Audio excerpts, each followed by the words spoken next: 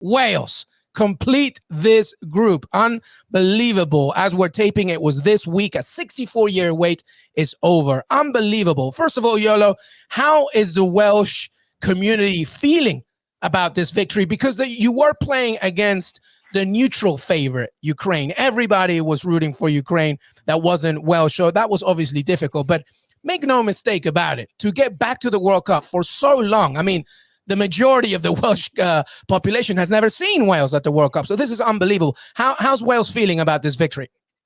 Yeah, it was an incredibly emotional day on Sunday, I think, as you mentioned, not only because of what was at stake for Wales, but also the emotion and the story behind the reason the Ukraine team were there and the challenges they'd been through. So it was a massive hurdle for both teams to try and overcome, but Wales especially. I know we qualified for the last 2 Euros, but the World Cup was the one that is still to be ticked off the list, especially for what is considered a golden generation for us. This was probably going to be Gareth Bale and Aaron Ramsey's last chance to get to a World Cup. So that was, the stakes for that were massive.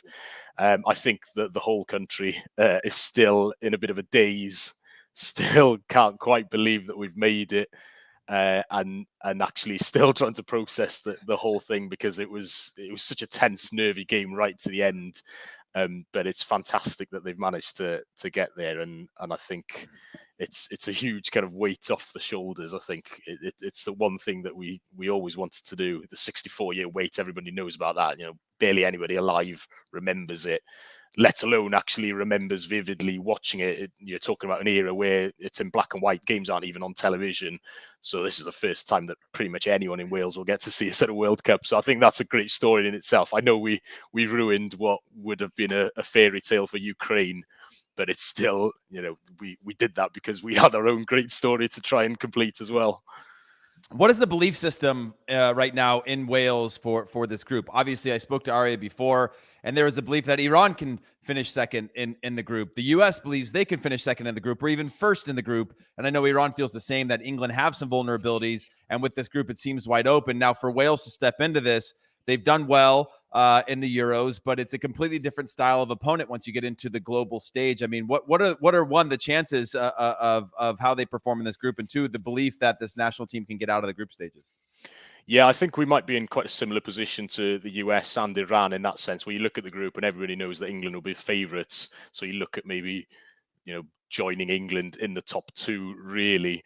And as you mentioned, the group on paper is the most competitive one in the World Cup, because we're there as fourth seeds as Wales, really. But obviously we know in terms of the world rankings that we're pretty much the same place as the US and Iran in that sense. So, and I think, you know, the bookies odds reflect that in terms of there being quite a big fight for second place. I think one thing I would say, if we go back to Euro 2016, which is obviously the landmark moment for the Wales team when they got to the Euros for the first time, we got England in that group as well. What we did there was lose to England, because I think that game, there was too much emotion and too much pressure on that, but we got a result and we won the other two games.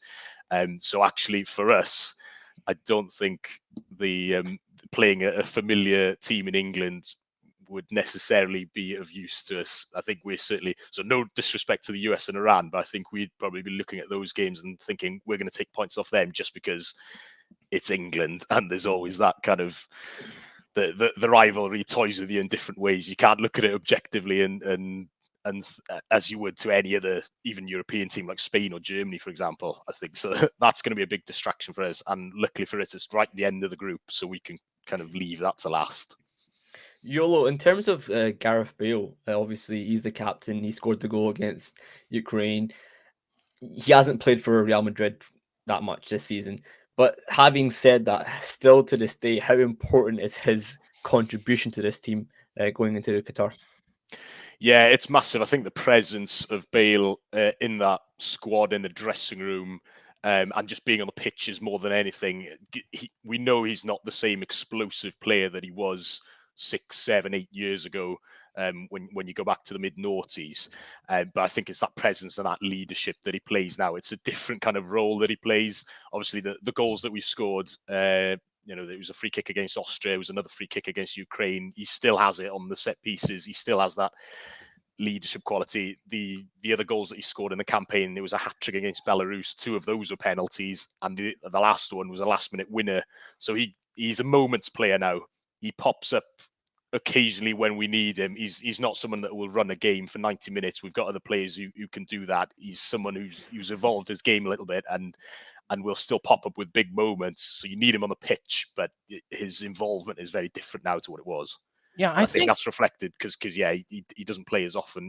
He doesn't have that same match fitness anymore. Yeah, I think that, the Gareth Bale question is obviously so important. He is the star here. He is the one that leads the way. But I'm, through the process, Iolo, of this team, I have been very impressed at the collective resiliency of Wales. There's a lot of talent here. I mean, and also it's important to note, by the way, that the fact that the World Cup is in November, Iolo, I think that's going to favor Wales. The likes of Brennan Johnson, who's now going to be playing in the Premier League with Nottingham Forest, etc.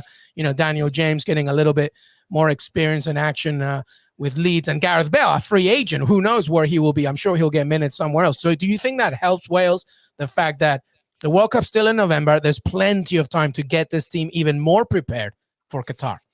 Yeah, absolutely. And I think one of the unique things really with this Wales team, certainly when you compare it to some other national teams like England or neighbouring teams, the players who play for Wales seem to almost prioritise playing for Wales rather than their clubs at times. Certainly now that they know there's a World Cup on the horizon, they've got a few months to get themselves into the squad, get themselves into a team, and the vast majority of them, I can imagine, will be looking at their summer plans or their summer moves with a World Cup in mind. Where am I going to play first team football? Where am I going to get the minutes? Do I need to go out on loan because I'm not playing for my parent club? Joe Rodon at Spurs, for example. Those are the kind of considerations that definitely they'll be thinking about. There's already talk of Gareth Bale signing for Cardiff City in the Championship, which is certainly below his level. But if that's what he feels, I can prepare the way I want and get whatever game time I want if I go and play for my hometown club rather than go sit on the bench in the Premier League, then he'll do that. And I think that speaks volumes as to how important they all see this World Cup for their careers.